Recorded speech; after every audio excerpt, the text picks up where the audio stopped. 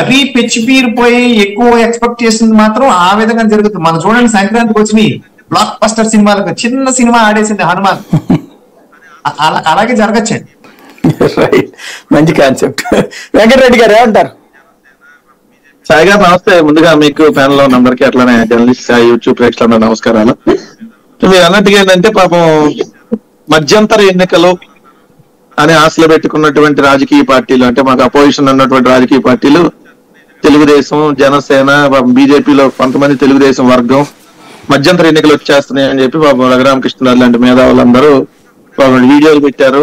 తర్వాత రాష్ట్రపతి పాలన అన్నారు, అసలు ఈ 5 ఏళ్ళు ప్రభుత్వం ఉండదన్నారు. సరే 2 సంవత్సరాల ముందే ఎలక్షన్స్ వచ్చేస్తున్నాయి, జగన్మోహన్ రెడ్డి గారు నడపలేరు అన్నారు. తర్వాత 1 సంవత్సరం ముందన్నారు, 6 నెలల ముందన్నారు, 3 నెలల ముందన్నారు. దీంతో పాటు టైంకి రాకుండా ఇంకో నెల వెనక్కి వెళ్ళింది పాపం. ఎందుకంటే పాపం వాళ్ళు 3 సంవత్సరాలుగా ప్రచారం చేస్తున్న దానికి ఇంకా పాపం వెనక్కి నెట్టింది అనమాట ఎలక్షన్స్. కాబట్టి ఎన్నికలు మీరు అన్న క్వశ్చన్లో ఇందాక మీరు అడిగిన దాంట్లో ఒకటి ఉంది సార్. ఎందుకంటే బయట అయితే పొలిటికల్ లో చర్చ జరుగుతుంది. ఏమనంటే వాళ్ళు చంద్రబాబు నాయుడు గారు అమిత్ షా గారిని వాళ్ళు కలిసినప్పుడు ఏంటంటే ఇంకా కూటమి అనేది ప్రజల్లోకి వెళ్ళలేదు కాబట్టి మీరు అన్నట్టుగా కొద్దిగా లేట్ గా పెట్టమని అడిగారు. మే 1st వీక్ అన్నా పెట్టమన్నారని, అది అనుకోకుండా మే 2nd వీక్ 13వ తారీఖు వెళ్ళింది అనేది బయట చర్చ నడుస్తుంది. అది నిజం అవ్వచ్చు, అబద్ధం అవ్వచ్చు. సో బయట అయితే మీరు అన్నదైతే చర్చ ఉంది, ఎందుకంటే పొలిటికల్ సర్కిల్లో ఉంది. ఎందుకంటే మీరు అన్నట్లు జర్నలిస్టులో కూడా చర్చ ఉంది, నేను 2-3 దగ్గర కూడా విన్నాను. సో వాళ్ళ కూటమి ఇంకా అభ్యర్థులని ఖరారు చేసుకోలేదు. జగన్మోహన్ రెడ్డి గారు ఆల్రెడీ సిద్ధం సభలతో 4 భారీ బహిరంగ సభలు నిర్వహించుకొని ఆల్రెడీ గడప గడపకు కూడా ఆల్రెడీ ఎల్లున్నారు వాళ్ళకి సంబంధించినటువంటి అభ్యర్థులు.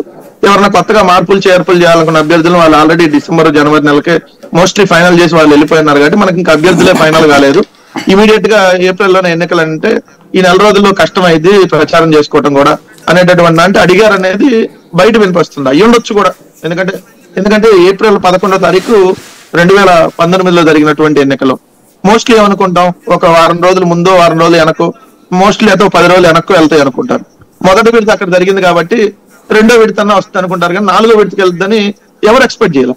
సో వెళ్ళింది అన్నప్పుడు కొంత అనుమానాలు అయితే బయట నడుస్తున్నటువంటి మాట వాస్తవమే.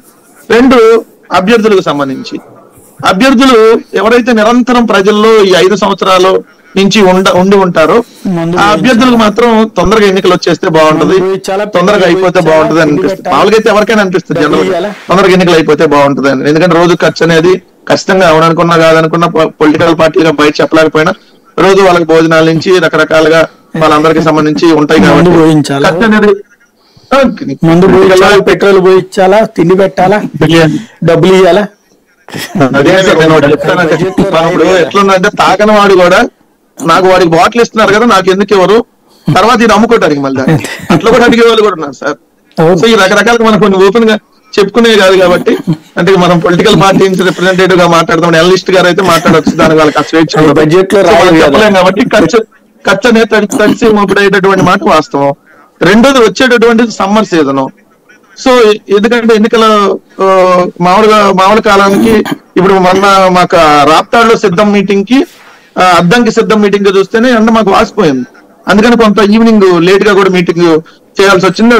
అప్పటికి ఇప్పటికే అంత ఎండ ఉన్నప్పుడు మే నెల అంటే మీకు విపరీతమైన ఎండలు ఉంటాయి. సో ఎండ తీవ్రత ఒకటి, సో కొంచెం కొన్ని చోట్ల వాటర్ ప్రాబ్లమ్స్ ఉంటాయి.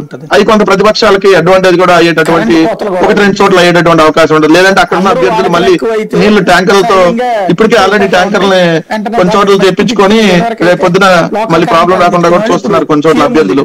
అది వాళ్ళు అవ్వచ్చు, మేము కూడా అవ్వచ్చు. ఇంకొక అంశం వచ్చేటప్పటికి సాయి గారు కరెంటు కోతల గొడవలు ఉంటాయి.